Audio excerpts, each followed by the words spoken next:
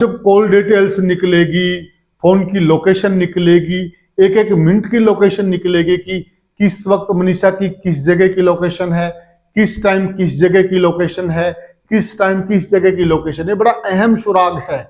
अगर मान लिया कोई बंदा हमारे पास आया है और हम कह दें कि वो बंदा हमारे पास आया ही नहीं, और कॉल जो लोकेशन है, लोकेशन ये बता देगी कि ये बंदा यहां आया था, मेरे पास आया था, और फिर अगर मैं झूठ बोल रहा हूं तो इसका मतलब सारी चीजें जुड़ती चली जाएंगी, और जो झूठ बोल रहे हैं तो उनको भी फिर सीबीआई धर लेगी।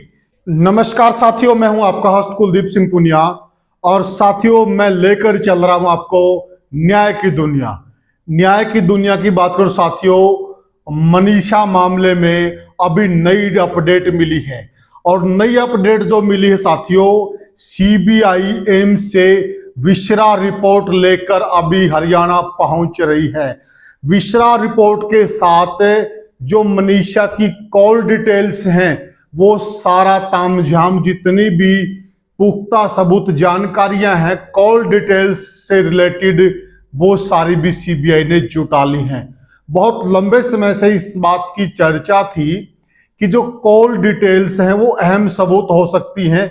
बहुत सारे लोग कह रहे थे, कमेंट्स के माध्यम से काफी लोगों से बात होती थी कि इस मामले के अंदर कॉल डिटेल्स एक अहम सुराग हो सकती हैं।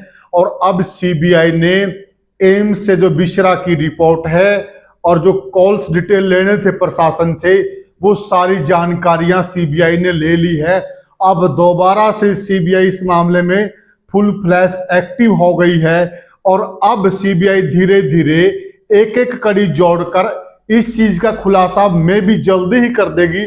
ऐसी उम्मीद लगाई जा रही कि इसके अंदर क्या क्या कड़ियां हैं साथियों, क्योंकि इसमें जो बात चल रही थी वो 3-4 मैन बिंदुओं की बात चल रही थी। एक तो ये चल रही थी भाई, जो विश्रा रिपोर्ट है, विश्रा रिपोर्ट कौन से वाली, जो बाद में एम्स में हुआ था, यहां से डायरेक्ट विश्रा गया था, वो पुराना विश्रा नहीं था जिसमें 2 बार पोस्टमार्टम होता, उससे अलग सीधा विश्रा लिया गया था बॉडी से। उस विश्रा की जो रिपोर्ट है वो एक अहम सुराग हो सकती है। अब सुनने में ये आ रहा, जानकारी ये मिल रही कि सीबीआई ने उसको अपने अंडर ऑब्जर्वेशन में कर लिया है।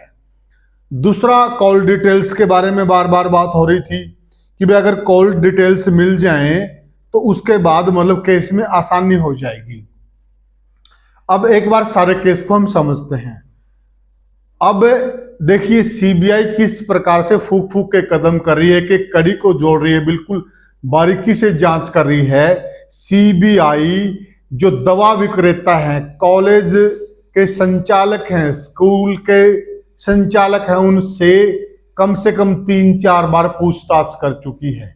अब 3-4 बार पूछताछ कर चुकी है, आप समझते कि 3-4 बार पूछताछ करने का भी एक मतलब बनता है, एक मायना बनता है। क्योंकि अगर आदमी कुछ छिपा रहा है, झूठ बोल रहा है, तो वो फिर उसकी जो बयान है वो तीनों टाइम में अलग अलग आएंगे और बंदा पकड़ में आ जाएगा। दूसरा, जो मनीषा का 3 बार पोस्टमार्टम हुआ, जो पहले की रिपोर्टें हैं, उनको भी सीबीआई ने उनको भी रिव्यू किया है। और दूसरी बात, अभी जो नई विश्रा की रिपोर्ट वो लेकर आ रहे हैं एम्स से, उनके साथ भी मिलान और मैचिंग होगी। सारी चीजों को देखा जाएगा कि किस में क्या है, किस में क्या है, किस में क्या है, फिर सारी कड़ियों को जोड़ा जाएगा। इसके अलावा जो एम्स की रिपोर्ट है वो अभी तक सार्वजनिक भी नहीं की है। वो सार्वजनिक इसीलिए नहीं की है कि ताकि अगर इसमें कोई दोषी हैं और कोई मतलब बहुत बड़े आदमी भी हो तो वो सचेत ना हो, सावधान ना हो, इसलिए उनको सार्वजनिक नहीं किया गया है। सीबीआई बहुत अच्छे से इन चीजों में काम कर रही है। और पहले लगातार 23 दिन सीबीआई ने लगातार जांच की है, लगातार। और अब सीबीआई दोबारा से दिल्ली में गई, और दिल्ली से उसने ये जो अहम सबूत और जानकारियां चाहिए थी, इनको लेकर एक बार फिर दोबारा वो हरियाणा में आ रहे हैं। और आपने पहले जैसे हमने बताया था कि अब एसपी रैंक के अधिकारी भी जुड़ गए हैं। उन बड़े अधिकारी जुड़ने का मतलब है कि बिल्कुल सीरियस जांच चल रही है, बिल्कुल तयशुदा कार्यक्रम के तहत जांच चल रही है, तो बड़े अधिकारी जुड़ गए हैं। ये भी एक अच्छी चीज है जांच के लिए और केस के लिए। जो गवाह हैं, परिजन हैं, उनसे लगातार पूछताछ हो रही है। सीबीआई ने परिजनों से 3 बार पूछताछ की है। इसके अलावा ईश्वर और सत्यपाल, जिन्होंने सबसे पहले मनीषा के शव को देखा था, उनसे भी 3 दफा पूछताछ हो चुकी है। जो संचालक हैं रोहित दहिया जी, उनसे भी पूछताछ हो चुकी है। और आइडियल नर्सिंग कॉलेज के संचालक, स्टाफ, कीटनाशक विक्रेता, उनसे भी कई दफा पूछताछ हो चुकी है। और दिल्ली से जो एफएसएल की टीम आई थी, फॉरेंसिक टीम आई थी, उस टीम से भी सीबीआई ने संपर्क बनाया है, उन कड़ियों को भी जोड़ा है। वो सारी जांच अपने तरीके से सीबीआई ने करवाई है। ये भी एक अहम कड़ी, एक अहम सबूत हो सकता है जो सीबीआई फूक फूक कर कदम रख रही है। और जो घटना स्थल पर क्राइम सीन है, उसको भी रिक्रिएट करवा, देखिए ये बहुत बड़ी बात है। क्राइम सीन को दोबारा से रिक्रिएट करवाने में सीबीआई को कुछ अहम जानकारियां हाथ लगी हैं। तो मनीषा की कॉल डिटेल्स निकलवाई है, उसमें से भी ये खबरें मिल रही हैं कि उसमें भी सीबीआई को कुछ अहम जानकारियां मिली हैं। यानी कि सीबीआई बहुत अच्छे से जांच कर रही है। इन सारी चीजों से ये संकेत मिल रहे हैं। और जो आखिरी कॉल थी मनीषा की, जिसको पिताजी रिसीव नहीं कर पाए थे, उसके बाद पिताजी ने बार बार वहां उन्होंने कॉल किया मनीषा के नंबर पर, लेकिन मनीषा से संपर्क नहीं हुआ। वो सारा उस टाइम का जो डेटा है, वो सारा डेटा भी सीबीआई ने निकलवाया है कि किन कारणों से मतलब ये हुआ, और जो लोकेशन है फोन की, वो उस वक्त कहाँ की है। ये सारी चीजें बड़े मायने रखती हैं। अब जब कॉल डिटेल्स निकलेगी, फोन की लोकेशन निकलेगी, एक एक मिनट की लोकेशन निकलेगी कि किस वक्त मनीषा की किस जगह की लोकेशन है, किस टाइम किस जगह की लोकेशन है, किस टाइम किस जगह की लोकेशन है, बड़ा अहम सुराग है। अगर मान लिया कोई बंदा हमारे पास आया है और हम कह दें कि वो बंदा हमारे पास आया ही नहीं, और कॉल जो लोकेशन है, लोकेशन ये बता देगी कि ये बंदा यहां आया था, मेरे पास आया था, और फिर अगर मैं झूठ बोल रहा हूं तो इसका मतलब सारी चीजें जुड़ती चली जाएंगी। और जो झूठ बोल रहे हैं तो उनको भी फिर सीबीआई धर लेगी कि क्यों झूठ बोला जा रहा है।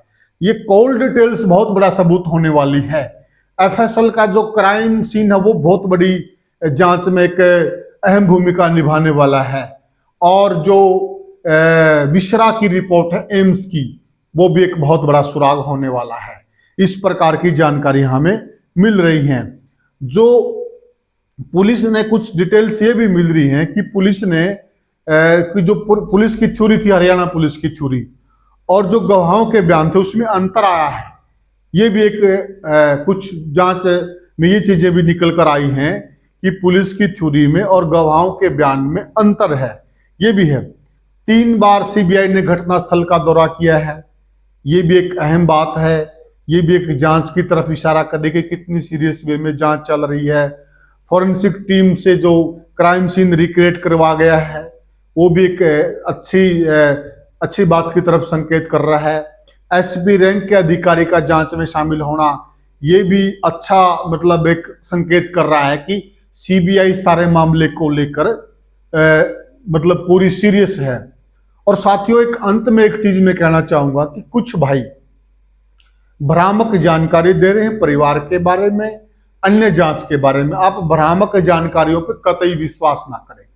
जब तक सीबीआई की तरफ से सारी चीजें क्लियर नहीं कर दी जाती कि दोषी मैं हूं कि आप हैं या तीसरा आदमी है, तब तक जो भी सारी बातें हैं, कुछ भाई परिवार को बेमतलब में कटघरे में खड़ा कर रहे हैं, कुछ भाई किसी और को कटघरे में खड़ा कर रहे हैं। ये चीज कतई अच्छी नहीं है और आप भी इन चीजों पर भरोसा नहीं करें।